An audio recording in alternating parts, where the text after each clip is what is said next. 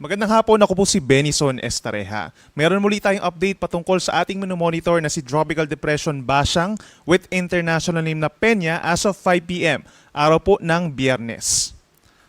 Huling namata ng bagyong Bashang kanina pong alas 4 ng hapon sa vicinity ng bayan ng Dawis po dito sa may southwestern Bohol. Taglay nito ang hangin na 55 km per hour pa rin malapit sa gitna at may pagbugso hanggang 70 km per hour. At kumikilos pa kanluran, timog kanluran sa bilis na 15 km per hour. So base sa ating latest satellite animation, magdadala pa rin ang bagyong Bashang ng mga malalakas na mga pag-ulan dito sa malaking bahagi ng Visayas, Central Visayas, Negros Island Region and Western Visayas.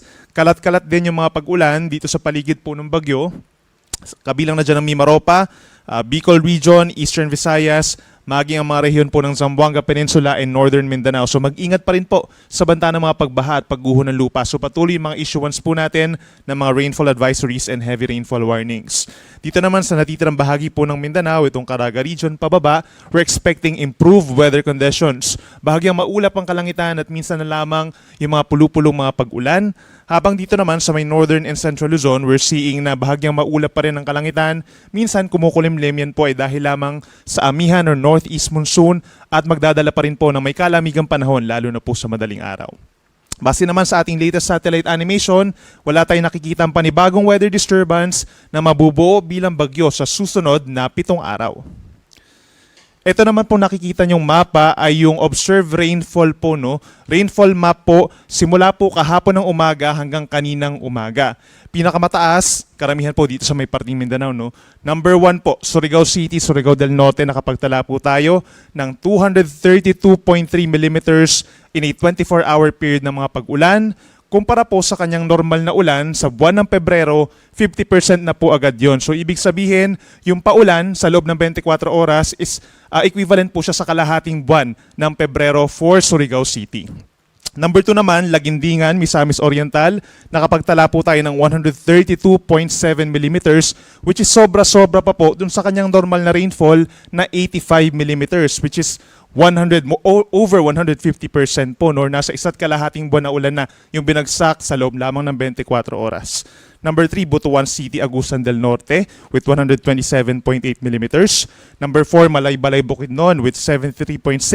Pareho pong humigit sa 50% na normal rainfall for the month of February. Number 5 naman sa may Maasin, Southern Leyte with 64.2 millimeters, nasa 1/3 po sa loob lamang ng isang buwan or 1/3 ng buwan sa loob ng 24 oras ibinagsak yung ganun karaming mga pag-ulan.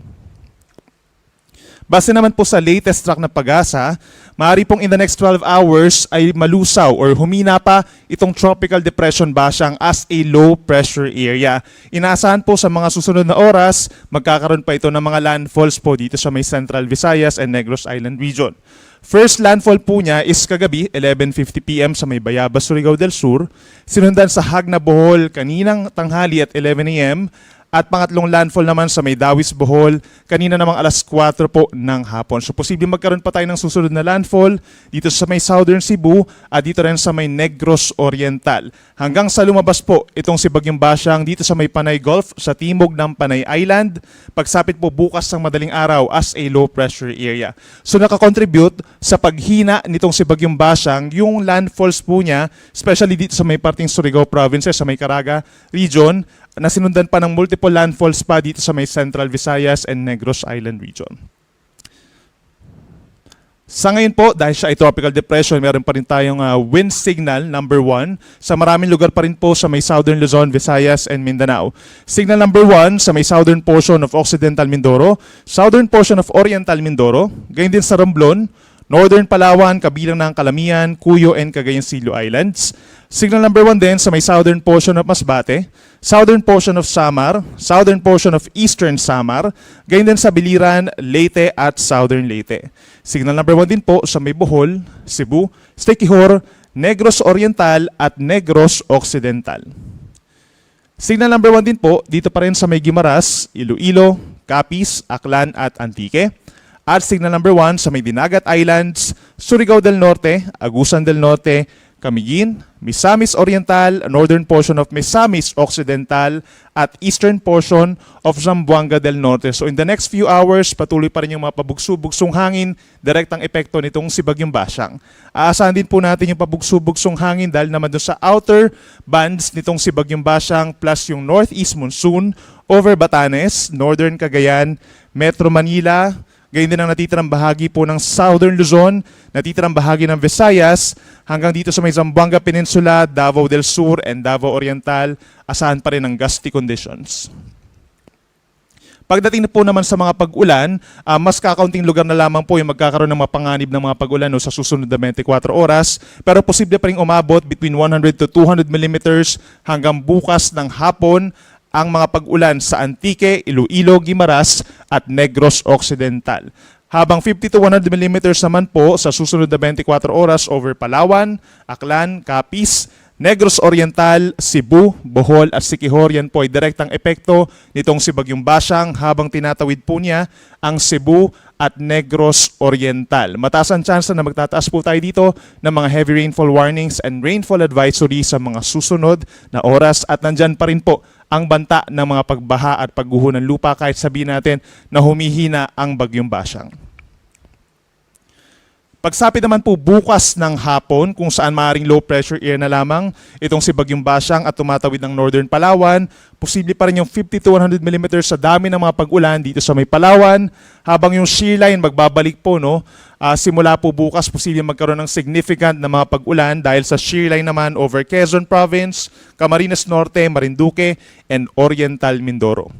Bukas, that's araw po ng Sabado, February 7, meron na po tayong aasahang kalat-kalat na mga pag-ulan, mga light to moderate rains, mga thunderstorms dahil sa shear line over Metro Manila, gayon din ang Calabarzon, natitirang bahagi ng Mimaropa and Bicol region. So basically Metro Manila and Southern Luzon po bukas, asahan po ang maulang panahon, magbaon po ng payong kung lalabas ang bahay, habang improved weather conditions naman or paminsan-minsan na lamang po yung mga pag-ulan sa hapon dito sa may Eastern Visayas, maging sa malaking bahagi ng Mindanao. At sa dakong Northern and Central Luzon, asahan pa rin po ang malamig na Northeast monsoon, magdadala lamang ng mga pulupulong pag-ambon sa Cordillera and Cagayan Valley at maliit ang tsansa ng ulan sa Ilocos region. Bukas po yan. Pagsapit naman po ng linggo, bukod dito sa mga nakikita natin na kulay dilaw na magiging maulan ng panahon, Metro Manila, pagsapit po ng linggo, magiging maulan pa rin po. Asahan yung mga kalat-kalat na mga ulan at mga thunderstorms. Gayun din sa natitirang bahagi pa ng Calabarzon, natitirang bahagi ng Mimaropa at ng Bicol region. Yan po lahat ay dahil sa shear line. Yung shear line, ito yung linyang banggaan po ng malamig na amihan at mainit na easterlies. Habang pagsapit po ng Lunes, Sunday to Monday, ito yung mga pinaka-uulan ng lugar ng mga 50 to 100 millimeters sa dami ng ulan. Quezon, Camarines Norte, Camarines Sur, and Catanduanes. Habang asahan din po yung mga pag-ulan in other areas pa of Southern Luzon. Itong Oriental Mindoro, Marinduque, Romblon at natitirang bahagi ng Kabikulan. Asahan po yung kalat-kalat ng mga pag-ulan and thunderstorms na maaaring mag-cause na po ng mga baha at landslides, knowing na ilang araw na po na uulanin ng ating mga kababayan dito sa may Southern Luzon. Pagdating naman po sa gale warning or babala sa mga delikadong alon, wala naman tayong nakataas na pusa ngayon dahil sa patuloy na paghina ng bagyo. Gayunpaman, magiging medyo maalon pa rin po, lalo na kapag umuulan at may mga thunderstorms dito sa bandang inland, sa may Western Visayas, sa baybayin ng Negros Island at Central Visayas, posible po ang 2.5 hanggang 4 na metro na siyang delikado pa rin po sa ating mga kababayan na nangingisda at sa mga may maliliit na sasakyang pandagat. Itong mga nakapaligid po sa bagyo, sa paligid po ng Visayas, Mindanao, Palawan, asahan din po medyo maalon din po umaakyat sa hanggang 3 metro kapag meron tayong mga thunderstorms. Gayun din sa may extreme northern Luzon sa susunod po na 24 oras, habang katamtaman lamang po banayad naman kung minsan kalahati hanggang 1.5 metro naman over the seacoast or the seaboards rather of northern and central Luzon. Then bukas po ng hapon, posibleng magbalik muli ang northeast monsoon natin or amihan, magdadala muli ng panibagong bugso at maalong karagatan dito sa may northern Luzon. Simula po yan bukas ng hapon at magpapatuloy po yan hanggang early next week. At wala na tayong babala sa ngayon regarding po sa storm surge or daluyong. Yan muna latest mula dito sa Weather Forecasting Center po ng Pag-asa. Ang susunod na update natin ay mamayang alas 8 ng gabi. Ako muli si Benison Estareja. Mag-ingat po tayo at happy weekend.